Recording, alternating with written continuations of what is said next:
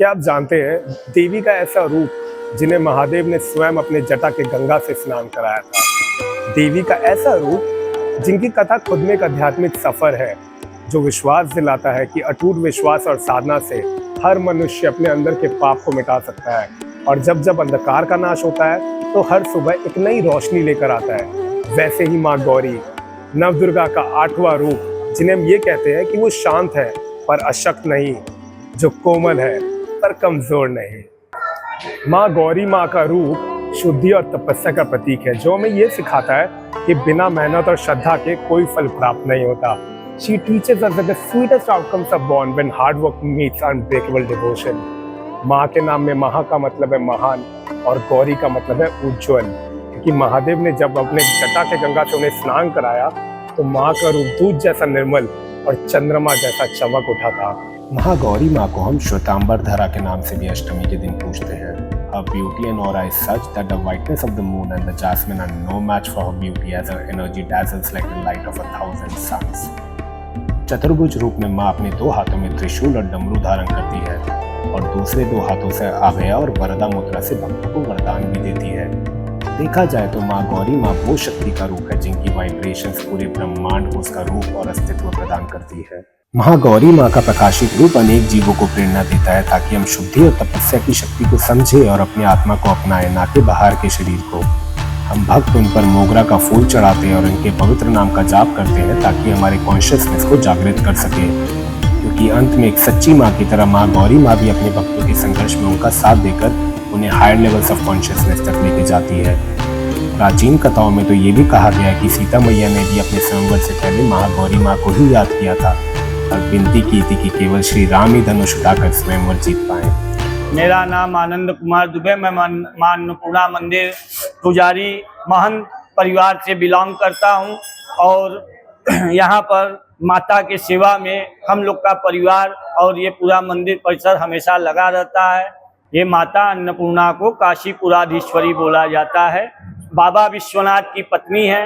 काशी के राजा बाबा विश्वनाथ हैं, रानी अन्नपूर्णा हैं और काशी के कोतवाल बाबा काल भैरव जी को बोला जाता है। ऐसी मान्यता है कि काशी में निवास करने वालों को माँ अन्नपूर्णा धन धान्य से और भोजन से अन्न वस्त्र आदि प्रदान करके संतुष्ट करती हैं और पुराणों और शास्त्रों में ऐसा उल्लेख मिलता है कि स्वयं बाबा विश्वनाथ माता अन्नपूर्णा से भिक्षा मांग करके यहाँ काशी वासियों का भरण पोषण और समस्त संसार का भरण पोषण और संचालन करते हैं।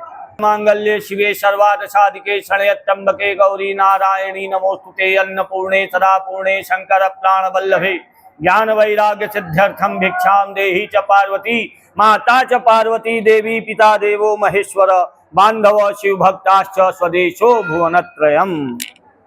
इस मंत्र का अर्थ है कि काशी में वास करने वाले समस्त बंधु बांधव अपने परिवार की तरह हैं। यहाँ के रहने वाले समस्त जनता हमारे परिवार की तरह है और इस काशी नगरी के माता पिता स्वयं बाबा विश्वनाथ और माता अन्नपूर्णा हैं। अन्नपूर्णा को अष्ट महागौरी भी बोला जाता है। माँ बहुत जब असुरों का अत्याचार और संसार में बहुत ही अधार्मिक प्रवृत्तियों का प्रचलन हुआ तो माँ नौ दुर्गा के रूप में काली का एक रूप गौरी है। वो गौरी रूप में महादेव के साथ रहती हैं और काली रूप में संसार का संहार करती हैं। हमारे पुराणों में लिखा है कि शिव भैरव और गौरी काली बनकर के सृष्टि के अंत के समय में इस सृष्टि का संहार करते हैं। मैं पंडित दीपक चंद्र शास्त्री, अन्नपूर्णा मंदिर पुजारी। अन्नपूर्णे सदा पूर्णे शंकर प्राण वल्लभे ज्ञान वैराग्य सिद्ध्यर्थम भिक्षाम देहि च पार्वती।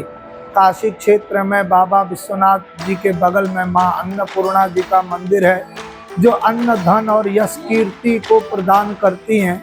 माता का नवरात्रि में अष्टमी के दिन में विशेष दर्शन होता है। माता जी सभी मनोरथों को पूर्ण करने वाली ये माँ अन्नपूर्णा जी हैं। यहाँ माता जी का पूजन उस अष्टमी को 108 परिक्रमा माता जी के यहाँ लगाया जाता है।